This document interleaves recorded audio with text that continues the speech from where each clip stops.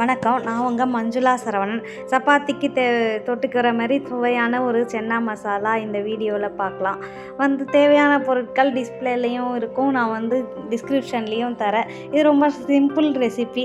ஆக்சுவலாக கரம் மசாலா இதில் இன்க்ளூட் பண்ணியிருக்கேன் தேவையான பொருட்களில். ஆனால் ஃபைனலாக கொதிக்க வைக்கிறப்ப சென்னா மசாலா போட்டோன்னையும் உங்களுக்கு இன்னும் கொஞ்சம் மசாலா போட்டால் பரவாயில்லையா இருந்தால் போட்டுக்கோங்க, இல்லாட்டி போட தேவையில்லை. மற்றபடி இதில் இருக்க தேவையான பொருட்கள் மீதியெல்லாம் காமிச்சிருக்கேன். நான் லாஸ்ட்டில் ஆட் பண்ணலை, அதனால தான் இதுலேயும் காமிக்கல உங்களுக்கு கரம் மசாலா பிக்சரில்.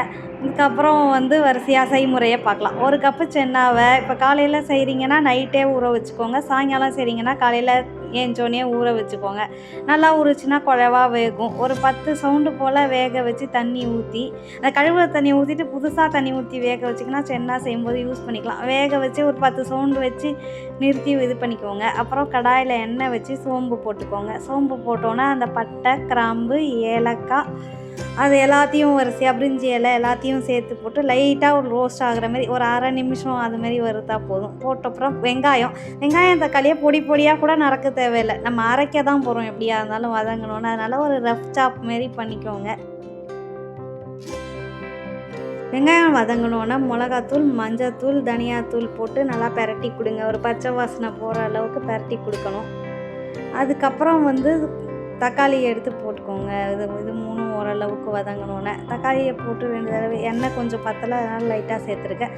தக்காளியை போட்டு தக்காளி ஓரளவுக்கு வதங்கினோன்னே உப்பு, சர்க்கரையை போட்டு ஒரு 5 நிமிஷம் நல்லா மூடி வச்சுக்கோங்க. இந்த தக்காளி நல்லா சாஃப்டாக வதங்கணும், குழஞ்ச மாதிரி. சும்மா லைட்டாக இதோட மேஷ் பண்ணால் கூட தக்காளி மேஷ் பண்ணுற அளவுக்கு ஒரு சொட்டு தண்ணி அந்த மசாலாலாம் அடியில் ஒட்டாமல் இருக்கிறதுக்கு இது பண்ணிட்டு அப்பப்போ கலரி கொடுத்துட்டு திறந்து பார்த்தீங்கன்னா தக்காளி மேஷ் ஆகிறது பார்த்தாலே தெரியும். இப்போ பார்த்தீங்கன்னாலே தக்காளியை நல்லா பெரட்டும் போதே மசியதில்லை. இதை மாதிரி இருக்கப்போ ஓரளவுக்கு வதக்கி ஆற வச்சு மிக்சியில் அரைச்சி எடுத்துக்கோங்க. இதுதான் நம்ம கிரேவியோட பேஸு.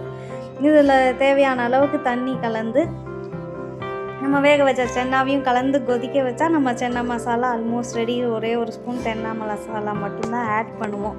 இப்போ சென்னா வெந்துருச்சு, அதை என்ன பண்ணலான்னு பார்க்கலாம்.